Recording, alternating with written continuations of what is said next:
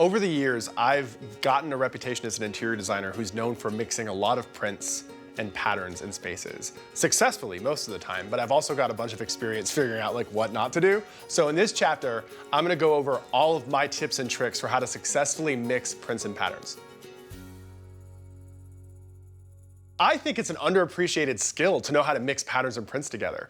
I think it's not something you can truly learn in a textbook. I think most interior designers and decorators and prop stylists and art directors, they learn it from being on the job. Like you try a bunch of things, you see what works, and after a while you start to realize the things that do not work, the things that unexpectedly work, and the things that classically work. And once you get those down, it becomes like a really fun thing to do in the world of interior design. I'm gonna start with my first rule on how to properly mix together prints and patterns. When I say scale, I'm talking about the overall size of the print or the pattern. There are three different classifications as far as the size or scale. There is a small scale, there's a medium scale, and then there's a large scale. I think a successful room has a combination of all three sizes or scales. I think you need to have a small, a medium, and a large repeat. And if you blend those together, you're gonna have a totally balanced look. So if we break it down a little more, we can start talking about large prints. So my first rule of thumb is if you're gonna go with a large scale or large size pattern, you need it to be on a very wide, uninterrupted, flat surface space. And that's why I usually use large patterns as wallpaper. It's one flat surface. You're gonna go from the floor to the ceiling. You're gonna go from left to right, and the whole entire thing gets laid out uninterrupted. The other thing that's great about a large scale print is it works really well when you're doing a very solid piece that doesn't have a lot of shape to it. So like, let's say it's an ottoman or it's a perfectly square pillow. This works really well on a pillow this size, which is 22 inches by 22 inches because I'm able to see all these triangles. And that takes me down to the next size, which would be a medium size or scale pattern repeat. Here's a perfect example. A medium size is perfect for drapery. It's also perfect for a pillow or like one small piece of furniture or even like an ottoman where the entire repeat will be consistent from, from one side to the other. And also, you don't have to be really far away to read what this is. You also don't have to be super close up. What's really good about medium is it reads really well from all different perspectives in a room. And then there's a small scale or small size pattern, and this is the one I use a lot on upholstery. So for example, my sofa, it's tweed. It's actually considered a textured woven. From far away, it actually looks like a solid, but as you get closer, you'll see there's a very slight variation in the threads, and it's all about how the actual fabric was woven. That's why we refer to them as wovens. And what's awesome about this is it adds depth to a room. So from far away, you're like, oh, that's a good looking gray sofa. As you get closer, you start to realize that it's actually a salt and pepper that are mixed together with three different types of thread. And to me, this is a way to add a little bit of a surprise and also make a room a little bit more complex and have various colors to choose from as you're mixing up your palette. So I think now if you open up a design magazine and you look closely at the pages, you'll notice, wait, this is a successful room and it follows the rule of all three size patterns. You'll start to realize those spaces that have a lot of genuine interest to them and they seem super collected and really balanced, it's because they have mixed sizes. Okay, so we just spoke about print sizes or scale, and now we need to talk about print types.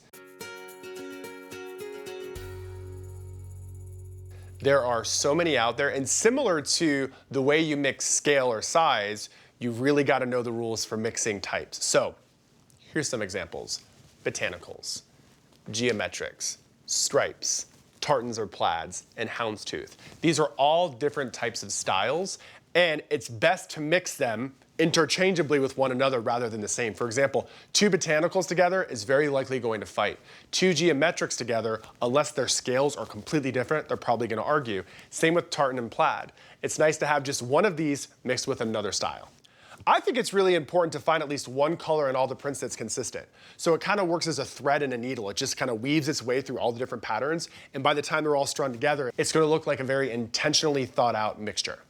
All right, so I'm just going to totally unrehearsed here, figure out how to make some patterns work with you. So if we flip through this book and we land on, look at this Celtic knot. This would definitely fall more into the geometric world, right there. See it? It's kind of like a medium-sized print. Let's see what it'll go beautifully with. I would like to take that and mix it with more of a very tight textured woven. Bam. So we've got the blue and the gray, and now we're grounding it with a really, really tight pattern repeat. That's the textured woven. This is in the charcoal family. Now I'd love to find something that is a little bit more feminine and or botanical. Let's say we bring in, actually I really like that. I never really considered putting those colors together, but you see we're bringing in a few more blues and a few more grays with the botanical, and we could probably throw a stripe in somewhere here. That one's my favorite. So we've got a mix of different things here. We've got more of a textured solid, we've got a botanical, a geometric, and we've got a stripe. So we've got 4 different styles playing together. And we also varied the size or the scale. Very small scale here with the woven. We have medium scale right here with the Celtic knot and also the botanical, and then we have large scale. So that's why it's working. All right, so at first glance, if I was looking at these 4 patterns and thinking, how would I use those in a room, this imaginary room that doesn't yet exist, I would immediately know that this solid would be what I would do for upholstery, because it's gonna go on a very large, solid surface, so that's why I'm going with a more solid style fabric. And then when I start to think about which of these patterns would be great for window coverings, out of all of these, I feel like the Celtic knot is the best fit for drapery, because by the time it's pleated and tailored, you're still gonna see that Celtic knot along the edge. And then I would introduce the botanical with my throw pillows, and I kind of feel like this super wide stripe would be perfect for the floor. So that could be a woven rug, or it could even be, I don't know, like huge floor pillows.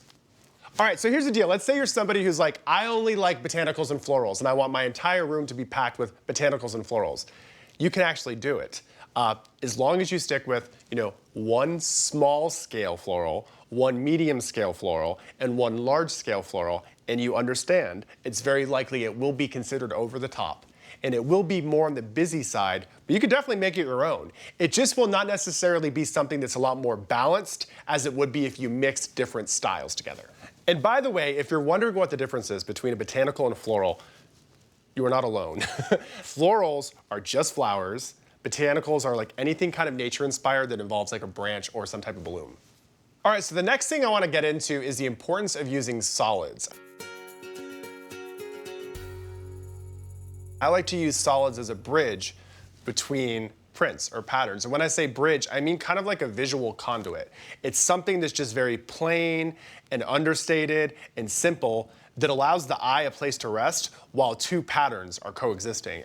Let me give you an actual example of what I mean, first finding a solid and using it. So, all right, right here, we've kind of a mustard brown that I love.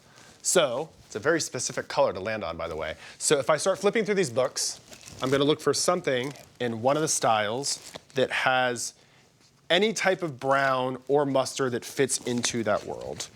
And here's an example. So here is a medium scale stripe. It's not an exact match, but this is a very similar brown to this one, so it's cohesive. So here's my visual bridge between a medium pattern and a stripe, and now I need to either find a small pattern or a large pattern in another style. I know that's a lot, but follow me here because it's gonna work. All right, so I've got mustard brown, I've got the medium scale stripe. This is too much.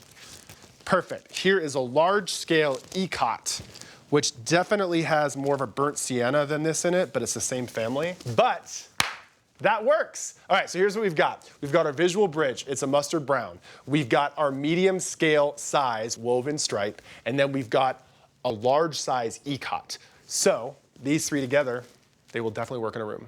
And that, my friends, is how you use a solid to make a bridge. I think it's nice to talk about how much solid should be in a room versus how much pattern. I think at least like 50% of the room should be solid. So if you take a look at this living room, both of my sofas, identical sofas, they have this gray-brown looking tweed. And it is kind of like the base for all the other patterns to be layered on here. So the majority of this room is packed with the sofas, which take up most of the space. And that allows me to bring in like 50% more of the 100% will be a mixture and pattern. That way, you have something to anchor the space, and then you can fill with pattern to kind of add the personality for the rest. I say, if you're new to this, 3 is the magic number. 3 different prints in a space will be fantastic. The more and more comfortable you get with mixing patterns, I would say you want to kind of top off or max out at 5. This room particularly has 4 different patterns that are being used, so it's kind of the sweet spot. Another thing you want to stay away from is using the exact same shade of the same color. Instead, like vary the tints and the shades. So if you're going to go with blue, you have some blues that are more rich and more indigo, some that are navy, some that are a little bit more faded like a blue-gray, and some that are in the middle more like a slate gray. So if you kind of layer them on top of one another, it ends up looking a lot more long-term and doesn't look like, you know, like shake and stir and the design is done. It looks more collected, like it's evolved over time. Okay, so in this chapter, we went over how to successfully mix patterns and prints. It's more or less a designer's secret weapon. It's a way to instantly add like a lot of complexity and personality to a space without any major remodeling or renovations. It's a matter of mixing textiles.